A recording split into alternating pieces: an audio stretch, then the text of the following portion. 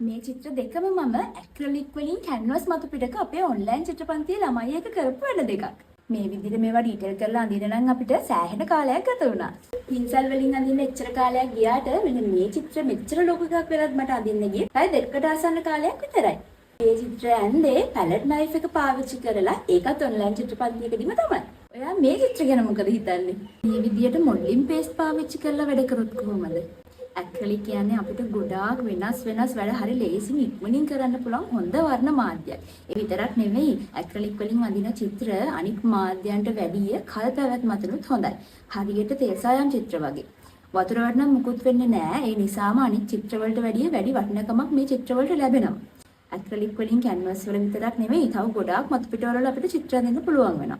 ඉතින් මේ මාධ්‍ය ගැන මුලින් ඉඳලා හරියට සරලව ඉගෙන ගන්න ඔයත් කැමති නම් ඔන්න මාස 6ක ඇක්‍රලික් ඔන්ලි කියලා වෙනම පාඨමාලාවක් අපි අරන් ඇවිල්ලා තියෙනවා. ඉන්සල තෝරගන්න තැන ඉඳලා හැම සරල දෙයක්ම ඔයාට මේ පාඨමාලාවේදී ඉගෙන ගන්න අවස්ථාව ලැබෙනවා. ඔයාලා කැමති කෙනෙක්ට අද ඉඳලා රෙජිස්ටර් වෙන්න පුළුවන්. කරන්න තියෙන්නේ මෙන්න මේ නම්බරයකට WhatsApp පණිවිඩයක් දෙන එක. ඔයා දැන් මේ දකින්නේ මං ඇඳපු චිත්‍ර නෙමෙයි අපේ පහුගිය ඔන්ලයින් චිත්‍රපන්ති වල සමහර ළමයි ඇක්‍රලික් වලින් කරපු නිර්මාණ කිහිපයක්.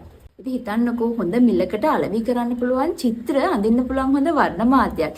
එහෙම නැත්නම් අපිට හැමදාම අපේ ළඟ පරිස්සමට තියාගන්න පුළුවන් ලස්සන චිත්‍රයක් අපිම ඇඳ ගන්නවා කියන්නේ කොච්චර වටිනවද? ඉතින් මේ පාඨමාලාව පැවැත්වෙන මාස 6 කියන්නේ නිකම් මාස 6ක් නෙවෙයි. ඔයාගේ හැකියාවට නියම වටිනකමක් එක් කරන මාස 6ක්. ඒ ගැන විශ්වාසයෙන් ඉන්න. එහෙනම් අපි ජූලි මාසෙදී හම්බෙමු. ඊළඟ වීඩියෝ එක අරන් යනකම් අපිව ෆලෝ කරලා තියාගන්න.